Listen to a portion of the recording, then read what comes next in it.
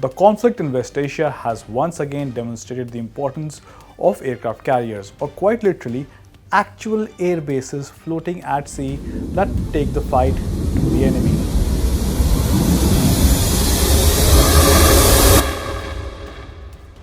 As the conflict in West Asia nears its sixth month, the United States is making a big move at sea.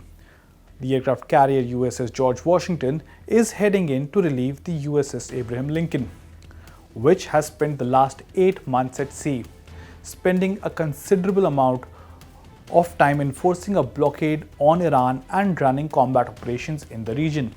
This is actually the second carrier the Pentagon has pulled out of the fight. Before the Lincoln, it was the USS Gerald R. Ford, America's newest carrier that was rotated out after a marathon 326 days at sea. The Ford's deployment took it from the operation to capture Nicolas Maduro in Venezuela straight into operations against Iran, barely catching a breath in between.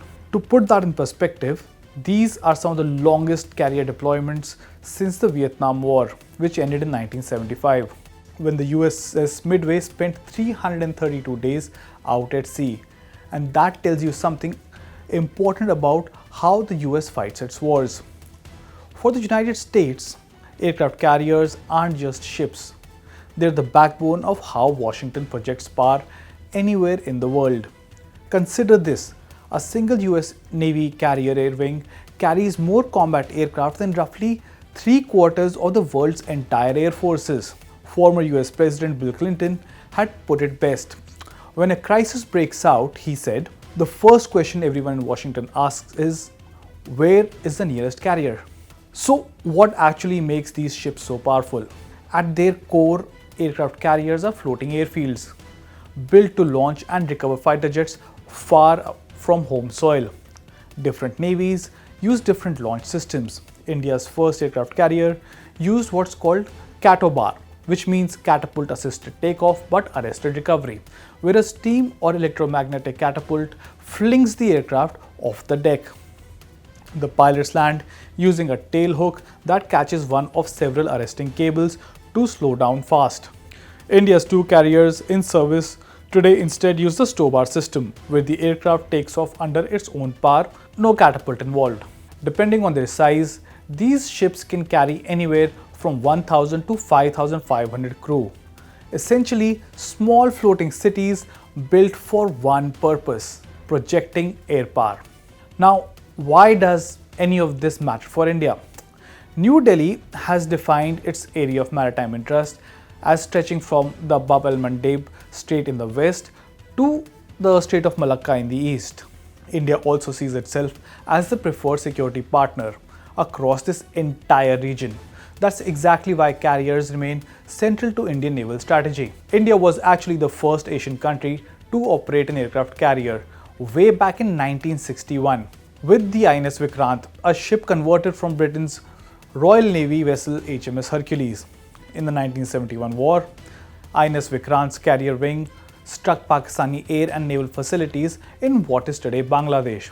Today, only 10 countries in the world operate true aircraft carriers: the US, India, China, France, Italy, Japan, Russia, Spain, Thailand, and the UK.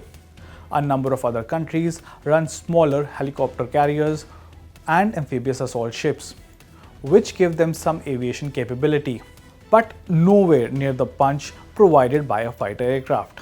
But carriers aren't invincible, and China has made that its whole strategy.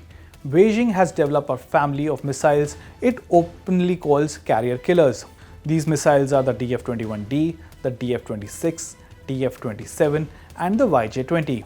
The idea is very simple: keep American carriers as far from the Chinese coast as possible, because a ship this large is also a ship that's hard to hide.